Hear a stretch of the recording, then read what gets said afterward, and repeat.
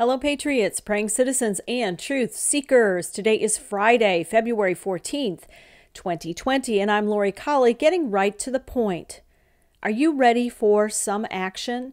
We have charges dropped against liar Andrew McCabe, but it's getting really hot for former CIA Director Mr. John Brennan. Q says to watch what happens next. Perhaps Brennan is where the indictments begin.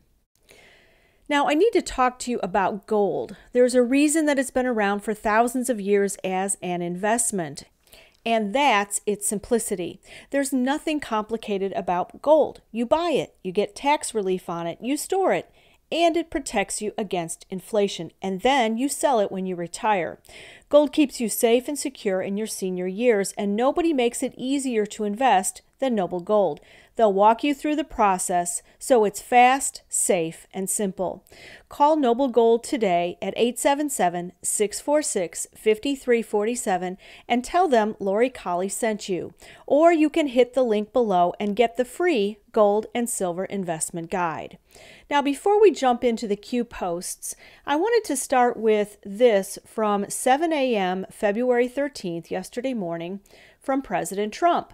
He's quoting Sean Hannity at Fox News and says Devin Nunes predicts that more examples of Mueller team misconduct will be revealed in coming weeks. He spells Devin like the number 7. It's really spelled D-E-V-I-N, so we have an I to look at. If we go back through the Q posts where he has isolated the letter I, other than some places where he's spelling things, we have these different posts. So we've got, let's start with 743, which is the one on the left, February 13th, 1 year ago, from yesterday's tweet. And it says, think image drop, think operation, think united. When does a bird sing? Everything has meaning, and then a capital I in brackets, Q. From December 23rd of 2017, we have what rocket fired today?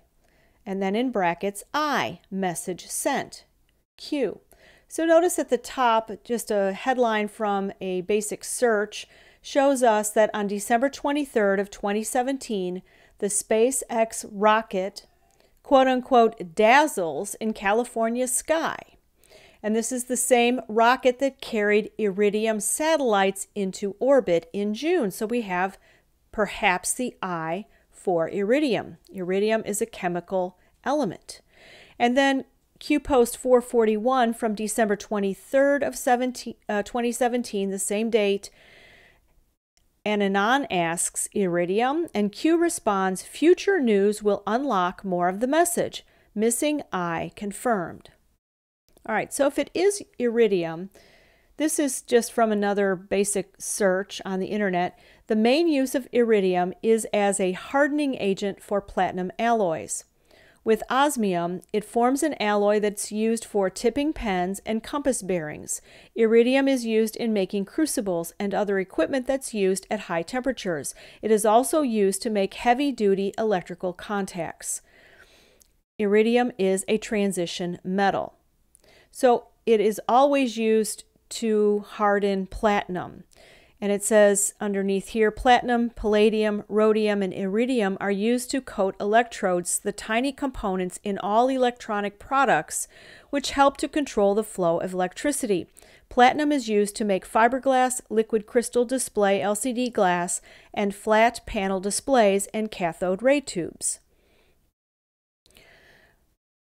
And we also had yesterday, coming out at 12:24 p.m., this announcement from the Justice Department that says Chinese telecommunications conglomerate Huawei and subsidiaries charged in racketeering conspiracy and conspiracy to steal trade secrets. This is huge. So indicted yesterday were Huawei and the CFO.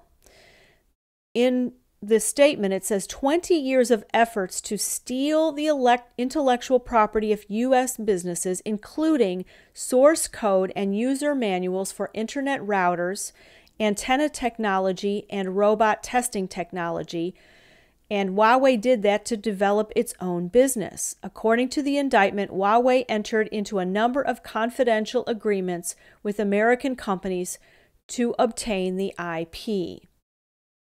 So that is just something that the president could have been pointing out with his Devin Nunes tweet, or it could be something else. And if some of you have better information, please put it in the comments. We all learn from each other.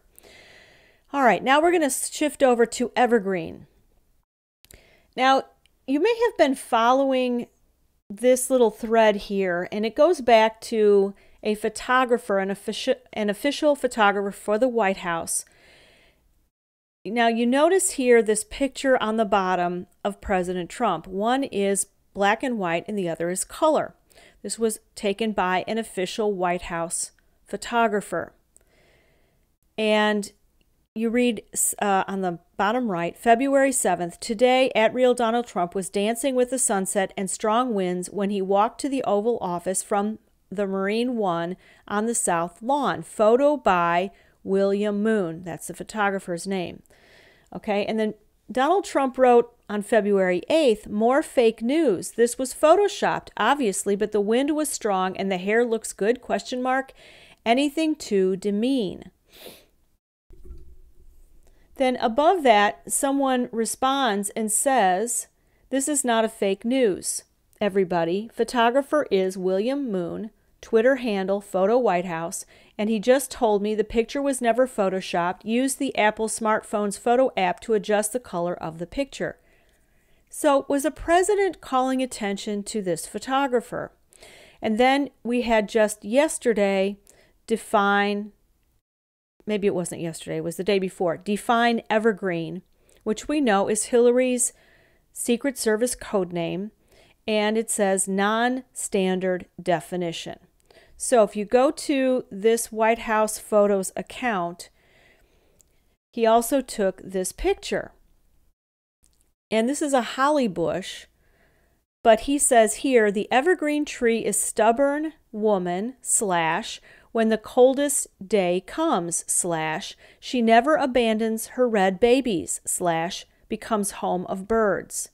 As William passes by her / red babies speak to him / please shake hands / hug me / whenever I pretty in my inner soul to the earth / and then photo credit William Moon.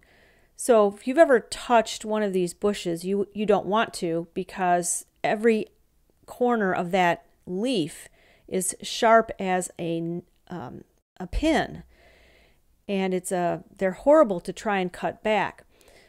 So I'm not sure. He fancies himself also as a poet. So he writes this poetry about the evergreen, and we see the White House in the background. You can see it's the side of the White House. You see the flag at the top. Don't know if that is the evergreen that the president wanted us to look at. So if the evergreen is Hillary, a stubborn woman, she doesn't abandon her red babies. She becomes the home of birds, and we know, we've been told that when does a bird sing in these Q posts? And then the red babies speak to him, please shake hands, hug me, etc. So I just thought that was interesting. Someone had done some digging on that on Twitter, and I thought I would bring that forward. Now let's talk about the Department of Injustice and the rest of the Q posts. So we have from Brian Cates, who calls himself @DrawAndStrike. He wrote a very interesting series or a thread on Twitter, so I wanted to bring that to your attention. Now on the right are the 4 attorneys that resigned yesterday from the Department of Justice in regards to the sentencing recommendation of 7 to 9 years for Roger Stone, which was immediately brought to our attention by the president, and then the Department of Justice said, we're going to be reviewing this because it is very harsh. So here's what Brian Cates says. Let me remind you all what happened since last November around this case. Number 1, Trump suddenly nominates U.S. Attorney Jessie Liu to a top Treasury Department job, and she accepts. And then he nominates Timothy Shea to replace her. She's the one who's been guiding the Stone case. All 4 prosecutors suddenly agree amongst themselves they will brief the Department of Justice one sentencing recommendation, but then actually file a far more lengthy recommendation with the court. There is only one reason these prosecutors would do this. They expected to get cover from both the U.S. attorney overseeing the case and from the judge presiding over the case. Despite Department of Justice complaints about the tactic, Lew and Judge Jackson have their backs. As expected, when the DOJ sees what this prosecution team actually filed in Judge Jackson's court, there's an objection. This is when Jesse Lew was supposed to step in front of them and provide cover so that they could proceed with the sentencing. And then he says, see, here's the thing about being nominated but not yet confirmed. Technically, Lew was still the U.S. Attorney for the District of Columbia. Shea wasn't supposed to really replace her until she had been confirmed to the Treasury job. Then all of these next 2 things happen in the span of 2 days. The DOJ suddenly files a counter to the prosecution team's own absurd filing. This was not supposed to happen.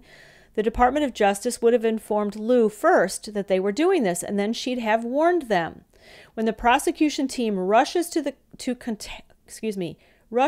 contact the U.S. Attorney's Office in D.C. for an explanation, what they discover so surprises them that all 4 team members resign within hours of each other. What did these prosecutors discover before anybody else did?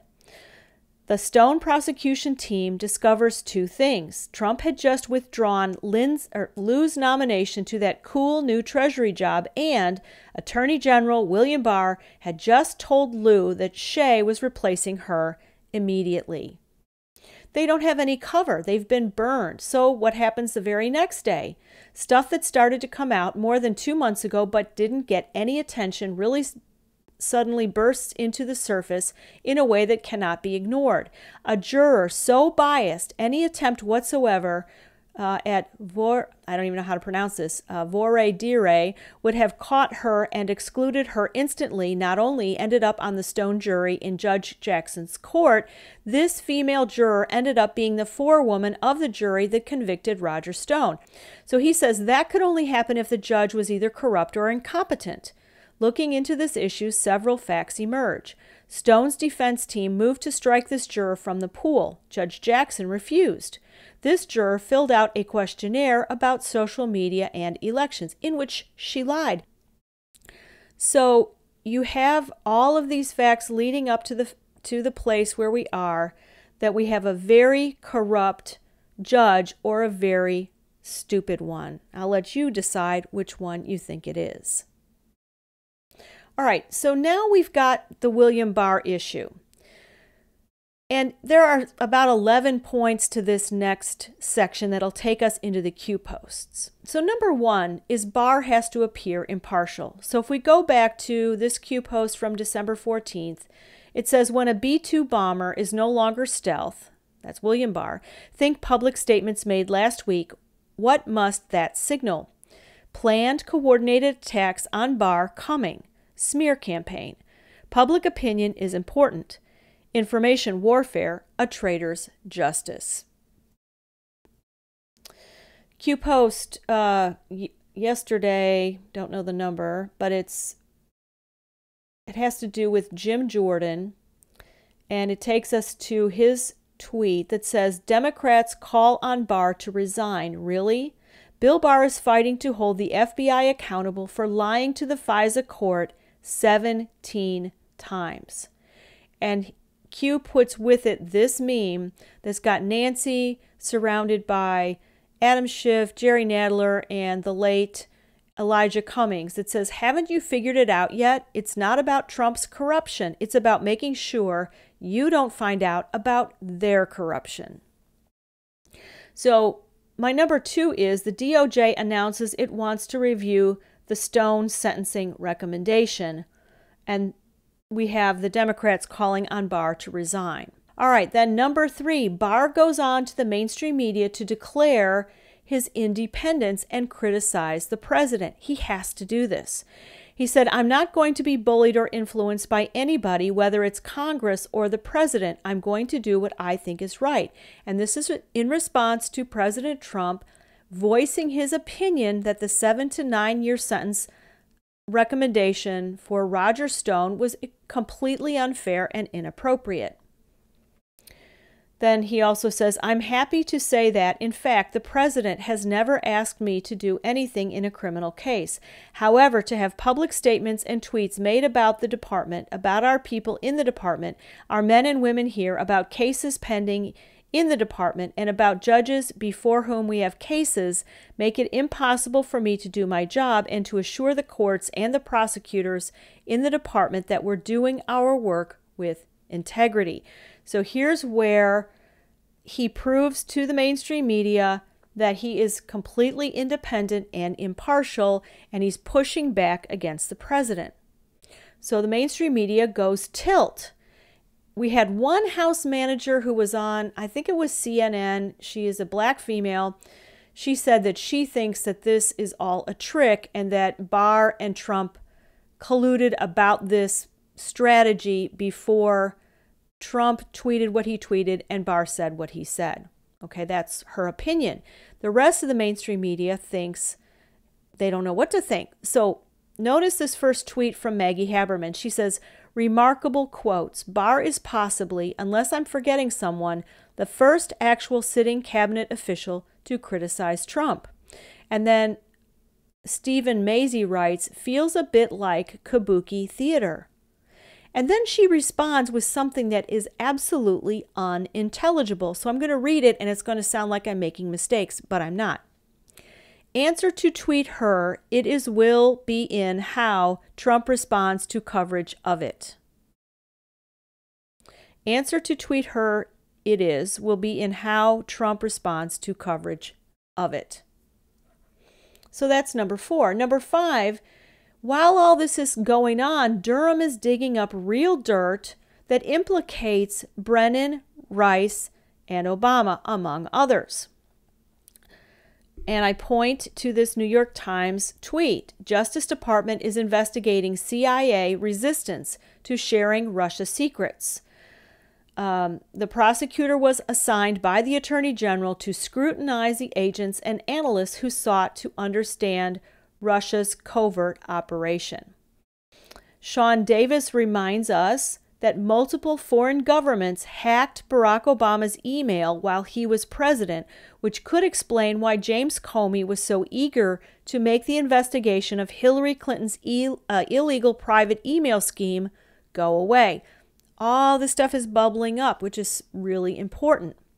All right, and then according to Q, the leak turns into a flood. So this is Q Post 3861 from 11/11/09 this morning. It takes us to a Washington Examiner article, Durham scrutinizing John Brennan's handling of Russian interference in 2016.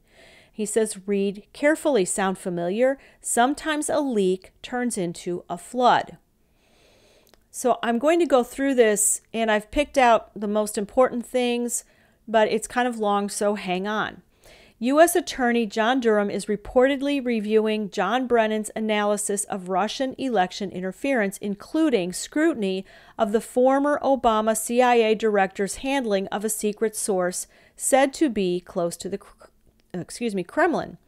Durham, who was selected by Attorney General William Barr in 2019 to look into the origin of the Trump-Russia investigation and the government's response to Moscow's meddling, is investigating whether Brennan's CIA was attempting to keep other agencies in the dark as he pushed for a specific preconceived analytic assessment about Russia's true intentions in 2016. The top Connecticut prosecutor's team reviewed emails from the CIA, FBI, and the National Security Agency, those analysts who came together to assess Russia's interference. And they pressed for answers about why some agencies, at least temporarily, denied other agencies access to secretive intelligence about the Kremlin's active measures campaign, or at least what we were told was the Kremlin's campaign. All right, so Durham interviewed the agents and the analysts, and the report said he was scrutinizing whether the clash over sharing of this information was typical to a bureaucratic turf war or an effort to cover something up. Okay, so we've got the Durham team asking questions, reviewing emails between the CIA, the FBI, and the NSA on Russian interference, and some of them denying each other access to the information. Was this typical or was it a cover-up? And how was the 2017 intelligence assessment on Russian meddling reached? Did Brennan push for a biased result? Of course, we all know the answer to that. The NSA wanted more details about a CIA source allegedly close to the Kremlin, but the CIA resisted. Do you think that's because there was a lot more going on there that they didn't want found out? The NSA then disagreed with the CIA and the FBI about how much confidence to place in this source. And who was head of the NSA? Admiral Rogers. Some intelligence officials were disturbed that Durham was questioning their assessments. Durham has requested Brennan's records and emails. He has interviewed Admiral Mike Rogers last summer and in the fall. Again, Rogers was head of the NSA, which at the time expressed only moderate confidence that Putin intervened. The specifics of the intelligence that jolted Barack Obama's national security team into action is detailed in a blacked-out section called Redacted, Intelligence Was the Wake-Up Call.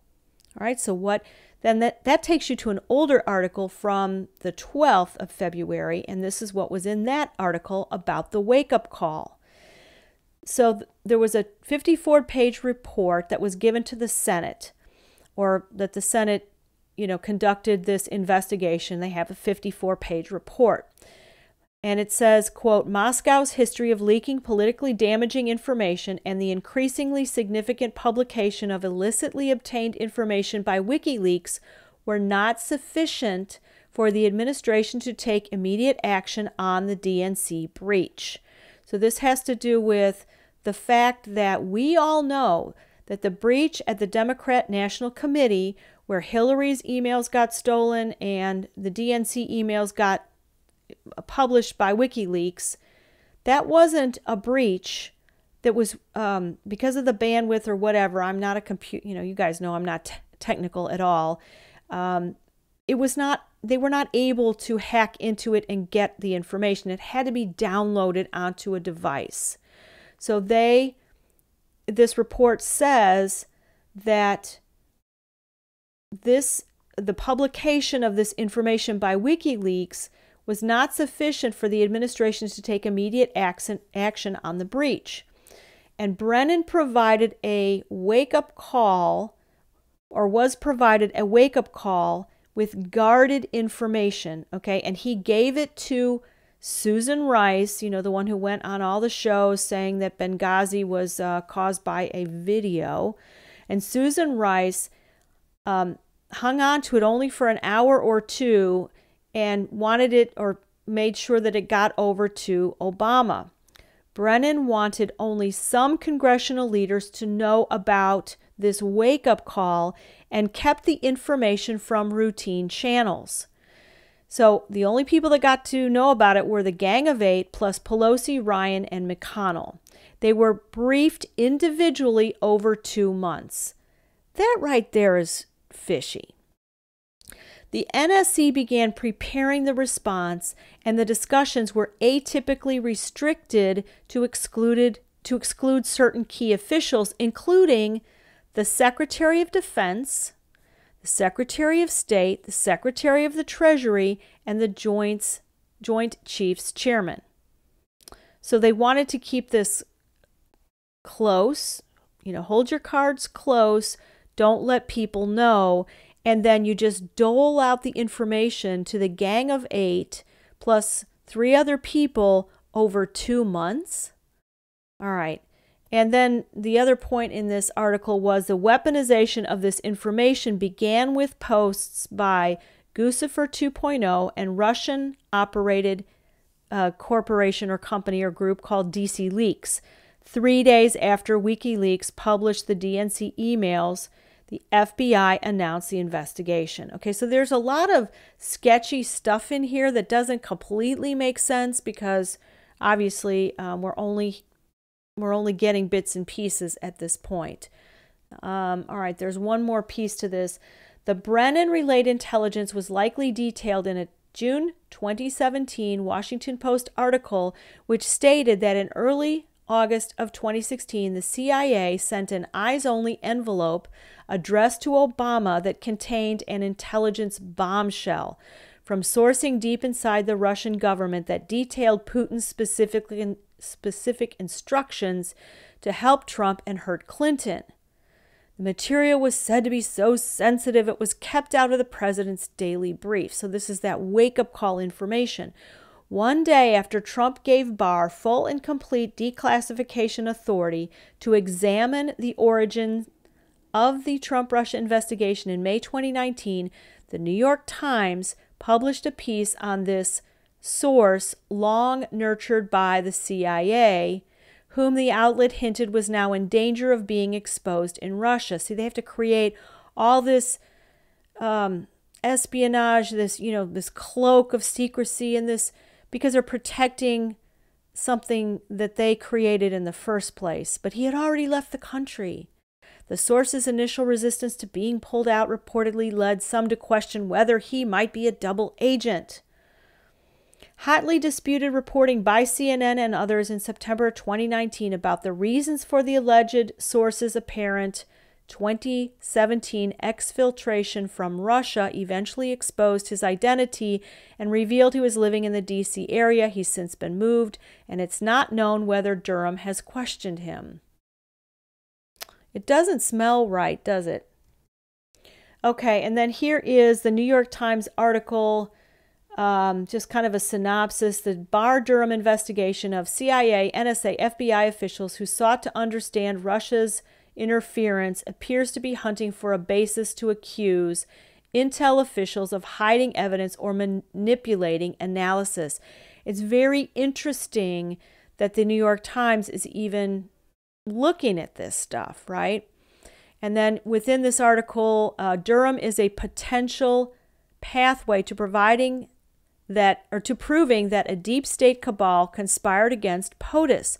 Durham may have come to view with suspicion several clashes between analysts at different intelligence agencies over who could see each other's highly sensitive secrets.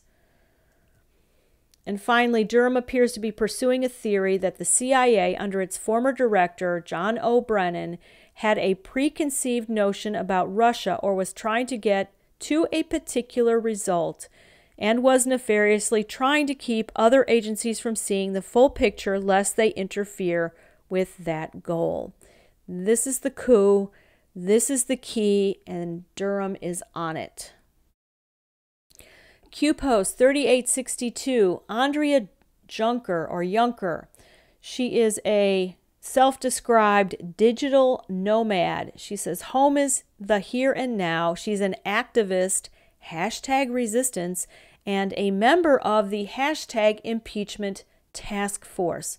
Now, you know a little bit about her. She writes on Twitter this morning, I need someone to explain to me why Bill Barr can immediately sit down with ABC but not under oath before Congress. Explain it to me like I'm in kindergarten. So Q takes her tweet and then he says, regarding delayed testimony. So here's where he says, number 7 is the mainstream media begins to report on report on Durham, and the people are becoming aware of what's going on. And then number 8, POTUS or Barr is going to have a world televised sit down. So let's read the post. 1, allow for public dissemination of critical facts. And then bolded in brackets, possible unseals -- declass And then prior to world televised sit-down, sometimes the necessary forum to update the American public is provided by those same people being investigated for ... released to change strategy. Watch what happens next. So I'm not sure if the release of the D class is to change, if they're going to change their strategy based on the release, or if the release is a change of strategy, but we are going to watch what happens next. Number 10, deflection. Post number 3864 takes us to John Cardillo's tweet. He says they've only dropped the investigation arising from Horowitz's 2018 referral. This has nothing to do with Durham's investigation, which is still ongoing. So the Justice Department announced they are abandoning their efforts to seek criminal charges against former FBI Deputy Director Andrew McCabe. He was lying to several groups. He lied twice under oath to the Inspector General. He lied once to former FBI Director James Comey, and he lied once to the Office of Professional Responsibility. But the DOJ has dropped criminal charges, and I think Q wants us to take from this that it's only arising out of Horowitz, but Durham is still on the scent. And then the next Q post, 3865, is slam dunk charges. Dan Bongino writes, I'm not playing the game until the Durham investigation concludes. I strongly encourage you to do the same. Check this out for more details. And then there's a plug for his YouTube. And it's episode 1181. The media fell right into the trap. I have not had a chance to watch it or listen. Q responds under that, bigger, and then bold and in brackets, slam dunk, charges coming, ? Q. And one more thing I wanted to add. This was from earlier today. Catherine Herridge wrote, Scoop. Chairman Senate Judiciary formally asks AG Barr to make witnesses available for probe Crossfire Hurricane plus FISA. CBS News told former department employees cited in letter will be contacted directly, plan to call Comey, McCabe, Yates, Rosenstein, among others, Lindsey Graham. So it's a letter, and it is about having these people testify as witnesses to the Senate Judiciary Committee. And then Undercover Huber writes, this list includes Joe Pienka, handler of Stephen Halper, person who was at interview in January 2017 of Steele's primary subsource, signatories of all Page FISAs. And that would be excellent because we know that every single one of those FISA warrants to spy on Carter Page was based on a lie. Okay, now we'll finish up with some of the rest of the news. This is from the Trump administration.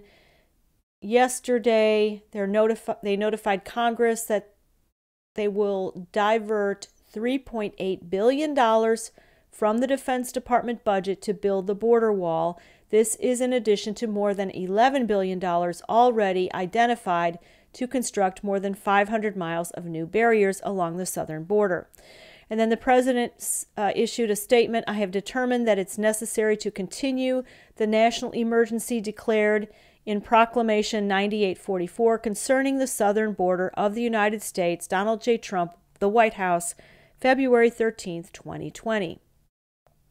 A bit of other news. This is from the New York Times. Some central bankers and top economists see Judy Shelton, a prominent Federal Reserve critic who has been nominated by President Trump for a seat on the Fed's Board of Governors, as a potential threat to the central bank's prized independence. I guess they don't like her much, which means she's probably a great choice.